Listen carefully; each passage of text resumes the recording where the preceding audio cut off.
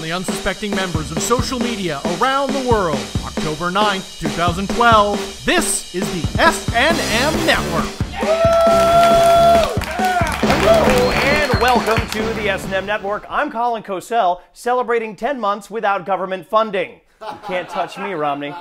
We begin this week with politics, as the first of 3 presidential debates took place between a feisty rich white dude and a black guy who skipped his 20th wedding anniversary.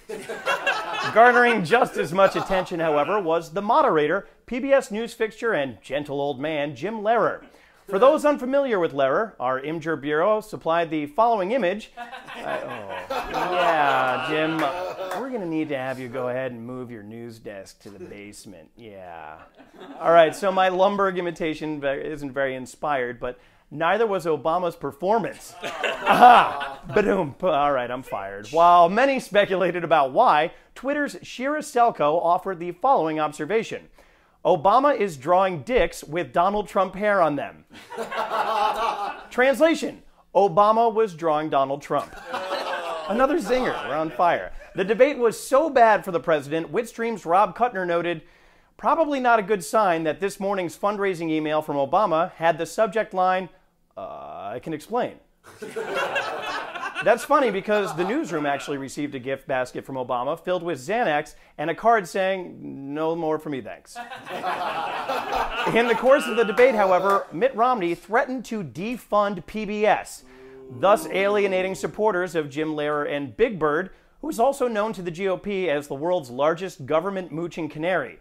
That's Big Bird, not Jim Lehrer, by the way. Same, I know. Our Imgur Bureau managed to get the following picture and quote from the big mooching canary. I just want to teach children shapes. Fuck me, right? It seems like Mitt Romney enjoys firing people as much as that dick with the weird hair. And who knew that the yellow bird's language turns blue when you cut off his green? See, kids, we just learned colors. That just happened. Yeah, that was fun. But that's not nearly as shocking as what happened in entertainment news as a sex tape featuring Hulk Hogan surfaced. Ew. Yeah, brother. And if you haven't seen it yet, you now have the mental image, so you're welcome. Enjoy that. This also goes for Twitter porter Robin McCauley, who notes, I don't even want to watch Hulk Hogan wrestle.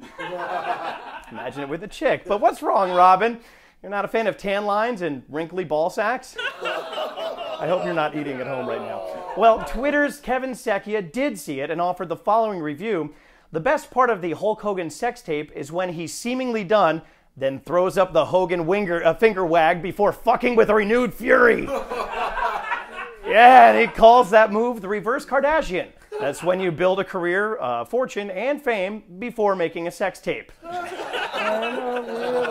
That was gross. All right. Continuing with awful people in entertainment comes a story about noted illusionist, confirmed attention whore, and all-around douche nozzle, David Blaine. Aww. Yep. This time, Blaine wasted everyone's time by spending 72 hours being electrified by a Tesla coil.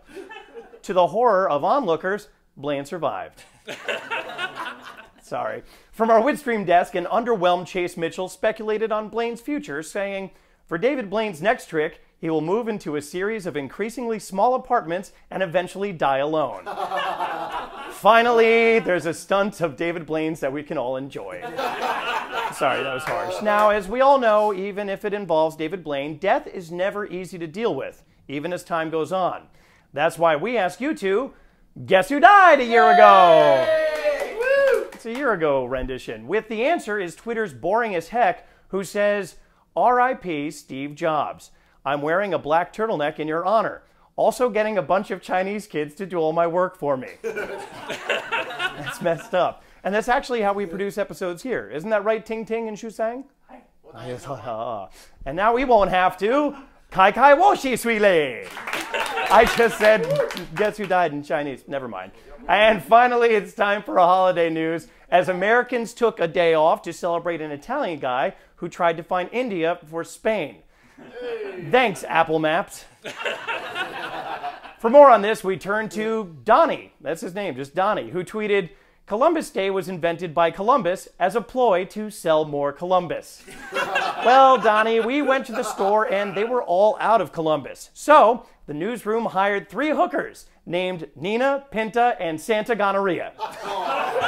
And that is going to do it for this week's SNM Network broadcast. It burns when I pee. Be sure to tune in next week on socialnewsmedia.net. I need topical ointment to get the best news coverage around, and then probably a shot. And if you'd like to be a reporter or contributor, please follow us on Twitter or Facebook and subscribe on YouTube. For all of us at the SNM Network, I'm Colin Cosell. It burns when I pee, reminding you to watch what you say, because we are. Because we are, yes. Sorry, it burns.